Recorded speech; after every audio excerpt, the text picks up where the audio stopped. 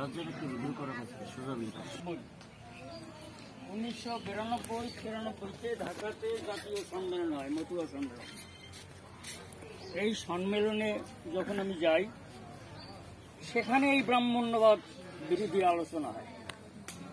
ওখান থেকে সেই আলোচনা শোনার পরে আমি যেন কেমন হয়ে গেলাম যে আসলেই তো এটা কি, এই ব্রাহ্মণদের কুসংস্কার যাহা যাহা আমাদের সমাজে চলে, এগুলো বিষয় নিয়ে বহু আলোচনা সেখানে হয়েছিল।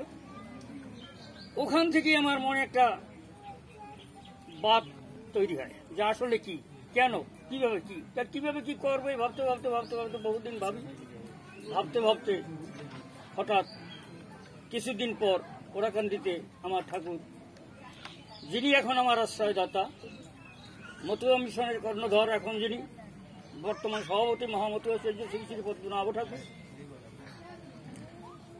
তার আশ্রয় নেওয়ার পরে উনি আমাকে অভয় বানিয়ে দিলেন যে ভয় নাই, তুমি করো। আমি কি দিয়ে কি করবো, যদিও বলা হয়েছে কিছু করতে গেলে তো কিছু একটা চাই, একটা কিছু না হইলে তো কিছু করা যায় না, তাহলে কিভাবে কি করব।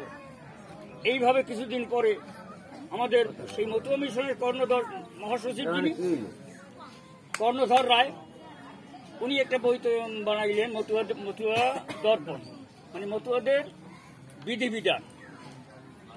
ওই বিধান বই পাওয়ার পরে আমরা এই সংস্কার কাজ শুরু করি। কারণ এখন যখন একটা বই পেয়েছি, মতুয়াদের একটা বই যখন আমি পাইছি, এখন আমার করতে বাধা নাই, এই জন্য এইটা করলাম। করার পরে আমার যারা সমাজপতি ছিল, আমার প্রতিবেশী ছিল, ওরা আমার সহযোগিতা করছে অনেকভাবে। আমি তো বুঝি না এই যে ওরা আমার খালে নামাইছে ওই ভেতর, আমি জানি নি। যখন আমার নামাইলো আমি তো নেমে গেলাম। এখন সেখানে দেখলাম কিছুদিন পরে, এখন আমার ছেলের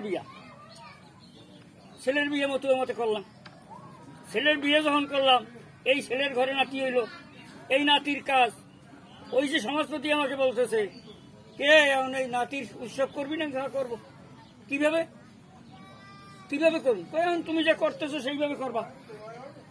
আমি দেখলাম যে আসলে কি, তখন ওখানে কি বিধান আছে, ওখানে বিধান আছে 10 দিন পরে যে বুধবার পড়বে, সেই বুধবারে নামকরণ করা এবং মহোৎসব।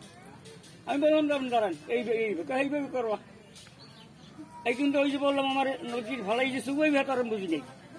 আমি সেভাবেই যখন কাজ করি, কিছুদিন পরে ওরা এই সমাজের কিছু লোক একত্রিত হইয়া সিদ্ধান্ত নিল যে ওর কর্মকাণ্ড ভালো না, আমরা ওর সাথে চলতে পারি না।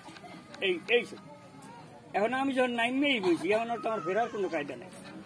তখন আমার আশ্রয় দিল আমার সেই মহামতুয়া শ্রী শ্রী পদ্মনাভ ঠাকুর, যিনি এখন মিশনের সভাপতি, ওনার আশ্রয় আজ এই পর্যন্ত আছে। যাই হোক, আমার সমাজের কিছু লোক আমার নিন্দা মন্দ যাহাই কিছু বলতেছে, বলুক, ওতে আমার কোনো আপত্তি নাই। বলতেছে একটা বই বের করছে, গৌরঙ্গ সাথে একটা বই বের করছে, বইটা তো আমি বের করিনি। এই বইটা কি আমার? মতুয়া সুধা সিন্ধু, এই বইটা কি আমার? আমি কি এই বই রচনা করছি? এই মতুয়া সুধা সিন্ধু সূক্ষ্ম সনাতন ধর্মীয় জীবন বিধান শ্রী শ্রী হরিগুরুচাঁদ মতুয়া মিশন সিধা মোরাকান্দি কাশিয়ানী গোপালগঞ্জ বাংলাদেশ কর্তৃক প্রকাশিত। এই বইটা কি আমার? আমার না। আমি এই বইটার বিধান অনুযায়ী কাজকর্ম করার সিদ্ধান্ত নিয়েছি। এতে আমার অপরাধ কি? যেহেতু আমি মতুয়া, আমি যদি মতুয়া হয়ে মতুয়া বিধান মতে মতুয়া বিধান রক্ষা করতে না পারি, তাহলে আমি কিসের মতুয়া? অনেকেই বলতেছে এদেশে বড় গোসাইরা আছে ঠিক, বড় গোসাইরা আছে, জোয়ার ভাটায় তারা চলে। কেন চলে আমি জানি না।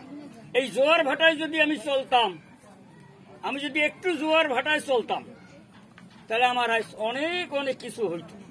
আমি কিন্তু একেবারে নিঃস্ব।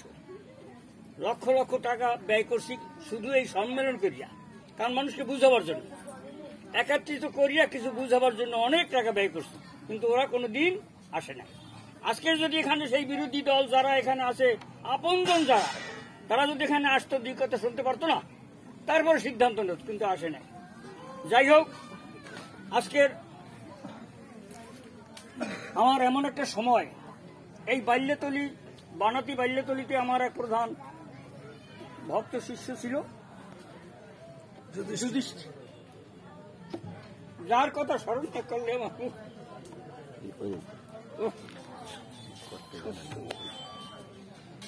সবসময় আমার পাশে ছায়ার মতো ছিল এবং বহুদিনের ইচ্ছা ছিল এই মতুয়া বিধিমতে ওনার কার্যক্রম কিছু করিয়া উনি দেখাইবে বাংলা তুলিতে। আসছে নাই, সেই কাজ হইতেছে এখানে। সকলের কাছে প্রার্থনা করি আমার যদি এখানে থাকে হরিধাম প্রাপ্ত হয়, শ্রীহরি চরণে আশ্রয় পায়। আপনারা সকলে তার জন্য আশীর্বাদ করবেন। আজকে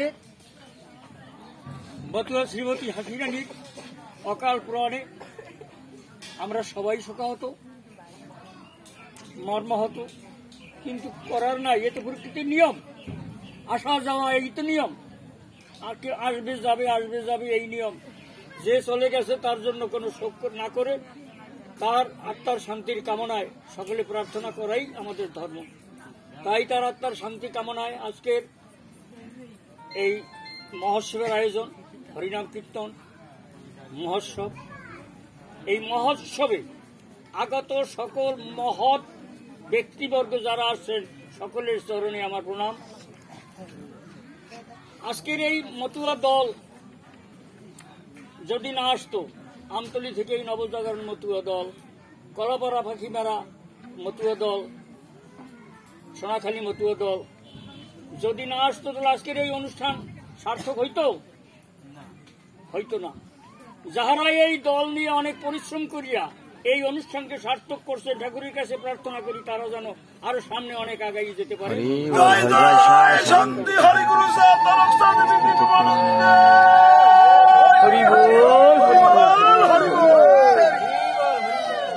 আরো ঠাকুরের কাছে প্রার্থনা করি ভবিষ্যতে যাহারা এই মতুয়া বিধিমতে কর্ম কার্যক্রম করবে, সকল মতুয়ারা একত্রিত হইয়া তার সকল সার্বিক সহযোগিতা আমরা করব, যেটা আমার সোনাখালী কুকুয়া নবজাগরণ মতুয়া দলের সভাপতি বাবু লক্ষণ মাতবার একটা ঘোষণা করছেন যে এই মতুয়া বিধিমতে যে যে কাজ করবে তার সার্বিক সহযোগিতা আমরা করব।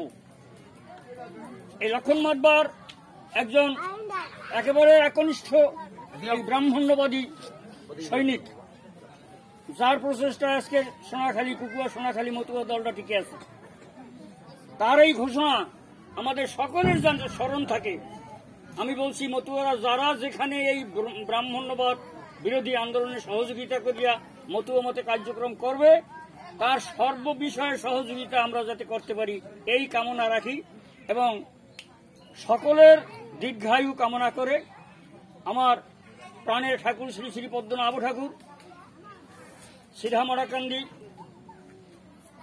আসেন, তার শারীরিক যাতে মঙ্গল হয়, সে যেন সুস্থ থাকে, ঠাকুর তারে যেন দীর্ঘদিন আমাদের সামনে রাখে, এই আশা ব্যক্ত করে সকলের সুস্বাস্থ্য দীর্ঘায়ু কামনা করে সংক্ষিপ্ত আলোচনা এখানে শেষ করলাম। আপনারা সকলে মহোৎসব করবেন সুন্দরভাবে, কারণ জায়গা পরিবেশ একটু যারা যেভাবে আসে এগুলো সম্পূর্ণ মানিয়ে নিতে হবে, সময় অনেক। একটা জায়গারও